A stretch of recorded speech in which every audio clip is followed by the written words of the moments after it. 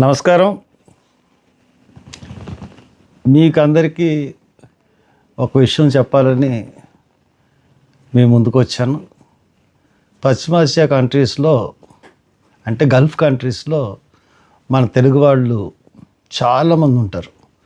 ప్రతి కంట్రీలో కూడా తెలుగు వాళ్ళు ఏంటి, కేరళ వాళ్ళు ఏంటి, ఇండియన్స్ చాలామంది ఉంటారు. ముఖ్యంగా తెలుగు వాళ్ళు చాలా ఎక్కువ మంది ఉంటారు. ఆ తెలుగు వాళ్ళు ఎక్కువ ఉండేది నా కాన్స్టిట్యున్సీ అమలాపురం పార్లమెంటరీ కాన్స్టిట్యున్సీ నుంచి చాలామంది అక్కడికి వెళ్తూ ఉంటారు, ఇంక్లూడింగ్ ఇజ్రాయెల్. అక్కడ చాలామంది ఉంటారు. ఈ మధ్యకాలంలో వాళ్ళ మీద కొంత దాడులు జరగడం, సరైన న్యాయం జరగకపోవడం, మన గవర్నమెంట్ కొంతమంది విషయాల్లో ఇన్వాల్వ్ అయ్యి వాళ్ళని తీసుకురావడం, ఇవన్నీ మనం చూస్తూ ఉన్నాం. ఈ మధ్య ఫిబ్రవరి 26న ఈ సంవత్సరం ఒక దారుణమైన ఒక ఇన్సిడెంట్ జరిగింది. ఆ ఇన్సిడెంట్ ఒకసారి మీతో షేర్ చేసుకోవాలి. అంతేకాకుండా గవర్నమెంట్ ఆఫ్ ఇండియా కూడా దీంట్లో కలుగు చేసుకోవాలి. తర్వాత ఇంటర్నేషనల్ క్రిమినల్ కోర్ట్ కూడా దీంట్లో కలుగు చేసుకోవాలి. ఎందుకంటే ఆ కుటుంబానికి న్యాయం జరగాలన్నది నా ఇంటెన్షన్. ఏం జరిగిందంటే ఫిబ్రవరి 26వ తారీఖున ఒకే కుటుంబానికి సంబంధించిన గాలి రవి, గాలి శ్రీదేవి, ఎజ్రా, వీళ్ళు ముగ్గురు ఒకే రోజున ఒకే నైట్ చంపబడ్డారు. చంపబడితే అక్కడ వాళ్ళు చెప్పింది ఏంటంటే, ఎజ్రా 12th క్లాస్ చదువుతూ ఉన్నాడు ఢిల్లీ పబ్లిక్ స్కూలు రియాద్లో. అతనే వాళ్ళ తల్లిదండ్రులను హత్య చేసి తర్వాత అతను ఎత్తైన బిల్డింగ్ పైకి ఎక్కి దూకేశాడు అని వాళ్ళు తేల్చారు కేసుని. మనం ఎంక్వైరీ చేసినప్పుడు ఎజ్రా చాలా బ్రైట్ స్టూడెంట్, చాలా మంచివాడు, ఎటువంటి అలవాట్లు లేనివాడు, చాలా డిసిప్లిన్డ్. వీళ్ళు ముగ్గురు ఈ ముగ్గురు కూడా, ఒక ఆయన ఈ రవి, అతను సైకో అనే ఇన్సూరెన్స్ ఏజెన్సీలో ఇంజనీర్ కింద పనిచేస్తూ ఉన్నాడు. ఈ శ్రీదేవి అనే అమ్మాయి ఈ ఢిల్లీ పబ్లిక్ స్కూల్లో టీచర్ కింద పనిచేస్తూ ఉంది. అదే స్కూల్లో ఎజ్రా 12th క్లాస్ చదువుతూ ఉన్నాడు. అక్కడ వాళ్ళు ఒకే బిల్డింగ్లో ఉంటున్నారు 15 years నుంచి. ఆ చుట్టుపక్కల వాళ్ళందరూ కూడా అసలు ఇది ఎలా జరిగింది అని ఆశ్చర్యం వ్యక్తం చేసి, ఎజ్రా చాలా మంచోడు అని వాళ్ళు చాలా విశ్వాసం వ్యక్తం చేశారు. ఈ పరిస్థితుల్లో వీళ్ళ ఫ్యామిలీ సడన్గా ఈ షాక్కి గురైనట్టు అయింది. వాళ్ళ ఫ్యామిలీ రాజమండ్రికి సంబంధించిన ఫ్యామిలీ. దాంతో నా దగ్గరికి వచ్చారు. మాకు చాలా అన్యాయం జరిగింది, ఇది కొడుకు చంపడం ఏంటి అని చెప్పిన తర్వాత వాళ్ళు కొన్ని నాకు చూపించారు. దాంట్లో కెనడాలో ఉన్న వీళ్ళ కజిన్తో ఈ అబ్బాయి చాటింగ్ చేశాడు. చాటింగ్లో నన్ను చంపేస్తారు, నన్ను చంపేసేలాగున్నారు అని భయపడుతూ, అంటే చంపడానికి ముందు ఒక 2 hours ముందు చాటింగ్ చేశాడు వాళ్ళ సిస్టర్తో భయపడుతూ. పొద్దునకి వీళ్ళు ముగ్గురు సవాలే ఉన్నారు.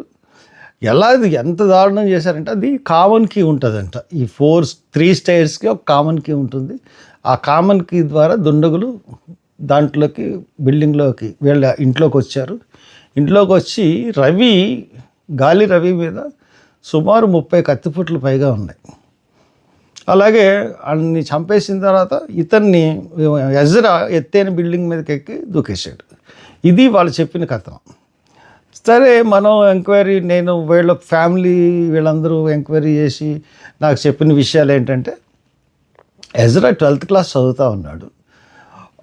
ఆ స్కూల్లో ఒక అమ్మాయి ఇతనికి పరిచయం అయింది. వీళ్ళిద్దరు కొంచెం చాలా క్లోజ్గా మూవ్ అయ్యే పరిస్థితుల్లోకి వెళ్ళారు. అబ్బాయి డిసెంబర్ ఇక్కడికి వచ్చినప్పుడు ఈ అమ్మాయి ఇంకో అబ్బాయితో క్లోజ్గా ఉండడం బిగిన్ అయింది. దాంతో ఈ అబ్బాయి ఏం చేశాడంటే, ఈ అమ్మాయితో తీసుకున్న ఫొటోస్ అన్నీ కూడా అమ్మాయి వాళ్ళ ఫాదర్కి పంపించాడు. అమ్మాయి వాళ్ళ ఫాదర్ అక్కడ న్యూరాలజిస్ట్, ఫేమస్ డాక్టర్ అక్కడ సౌదీలో. అయితే ఇమీడియట్గా వీళ్ళ ఇంటికి రావడం, వీళ్ళకి వార్నింగ్ ఇవ్వడం అన్నీ చకచకా జరిగిపోయింది. తర్వాత ఈ అబ్బాయికి ఈ అమ్మాయిని ఇంకో అబ్బాయి రిలేషన్లో ఉన్న అబ్బాయి కూడా కొంత ఇన్ఫ్లుయెన్స్ చేశాడేమో దీంట్లో అన్నది వీళ్ళ కుటుంబ సభ్యుల అనుమానం. దీంట్లో అసలు మనకి యుద్ధం ముందు జరిగిన సంఘటన ఇది. దాంతో బాడీస్ని ఇండియాకి రప్పించడంలో ఇండియన్ ఎంబసీ మనకి సహాయం చేసింది. కానీ కొంతమంది వ్యక్తులు కొంత అవతల వాళ్ళకి సాయం చేసినట్టుగా కనపడ్డారు అన్నది వీళ్ళ అభియోగం.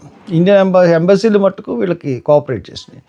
వీళ్ళ కథనం ప్రకారం వాళ్ళు ఎజ్రాని ఎందువల్లంటే వీళ్ళు అనుమానం వ్యక్తం చేస్తున్నది, ఎందుకు ఈ హత్యల మీద అనుమానం వ్యక్తం చేస్తున్నారంటే వీళ్ళ ఫ్యామిలీని కంప్లీట్ అసాసినేషన్, అంటే సెల్ఫ్ అసాసినేషన్ అయితే అయిపోయింది. వాళ్ళ పేరు ప్రఖ్యాతులు, వాళ్ళు ఇండియా 15 సంవత్సరాలు అక్కడికి వెళ్ళి సంపాదించుకున్న పేరు ప్రఖ్యాతులు అన్నీ కూడా ఒక క్రిమినల్గా బాడీస్ ఇండియా వచ్చేటప్పటికి కుటుంబం తట్టుకోలేకపోతుంది.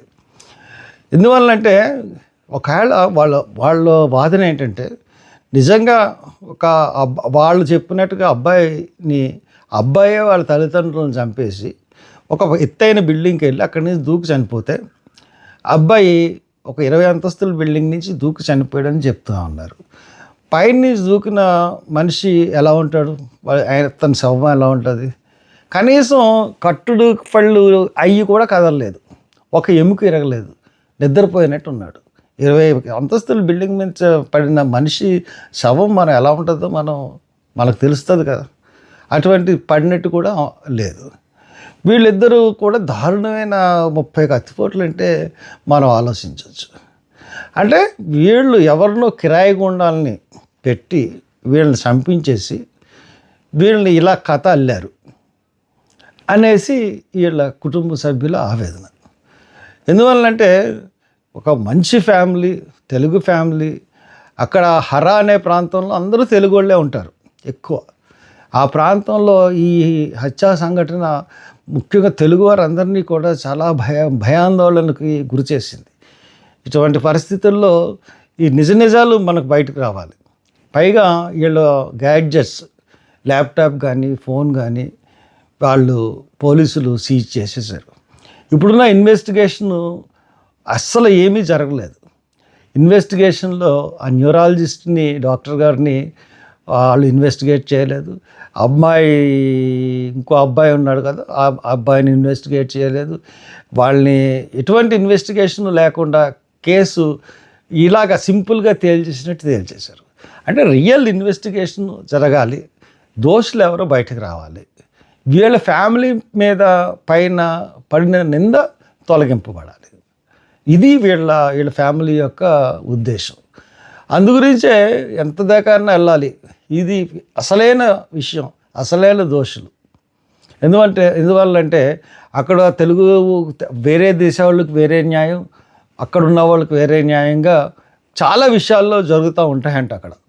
మరి అది ఎంతవరకు నిజమో తెలియదు. కానీ మరి అటువంటి సమయం, అటువంటి పరిశ్రమలో ఒక ఫ్యామిలీ చనిపోతే, ఒక ఫ్యామిలీ మొత్తాన్ని చంపేసిన తర్వాత కూడా పైగా వాళ్ళ ఇంట్లో వాళ్ళే ఆ అబ్బాయి చంపేశాడని అబ్బాయి మీద అభియోగం మోపడం అన్నది వీళ్ళు సహించుకోలేకపోతున్నారు. ఎటువంటి అబ్బాయి కాదంటున్నారు, ఏమీ లేదు. ఇప్పుడు అమ్మాయి లారా అనే ఒక ఫేక్ అకౌంట్తో చాటింగ్ చేశారట. ఆ చాటింగ్ బయటకు వస్తే దోషులు ఎవరో తెలుస్తుందని చెప్తా ఉన్నారు ఫస్ట్. తర్వాత అమ్మాయిని ఇంకో అబ్బాయి ప్రేమించాడన్న అబ్బాయి ఫోను మన ఇన్స్టా అకౌంట్ తీసుకున్నట్లయితే ఇన్స్టాలో చాటింగ్ చేశారట, అది అతను. అలాగే డాక్టర్ ఫోను, ఈ 3 ఫోన్లు కానీ తీసుకుని చెక్ చేస్తే మటుకు, ఇన్వెస్టిగేషన్ చేస్తే మటుకు దోషులు ఎవరు అన్నది తెలుస్తుంది అన్నది వీళ్ళ ఫ్యామిలీ సభ్యుల యొక్క ఆలోచన. కాబట్టి నేను సౌదీ గవర్నమెంట్కి తెలియజేసేది ఏంటంటే, మీరు గవర్నమెంట్, ఇండియన్ గవర్నమెంట్కి కూడా తెలియజేసేదంటే ఈ కేసు మీద మీరు క్షుణ్ణంగా దర్యాప్తు చేయమని చెప్పి సౌదీ గవర్నమెంట్ని కోరండి. అదేవిధంగా మనకి ఇంటర్నేషనల్ క్రిమినల్ లా ప్రకారం వెళ్ళడానికి కూడా పర్మిషన్ ఇవ్వండి. కాబట్టి ఈ 2 కార్యాలు చేయాలి మన విదేశాంగ శాఖ. నేను లెటర్ రాస్తాను మీకు, దాని ప్రకారం మాకున్న అనుమానాలు, ఇన్స్టా అకౌంట్స్ ఇవన్నీ కూడా మేము పెడతాం డీటెయిల్గా.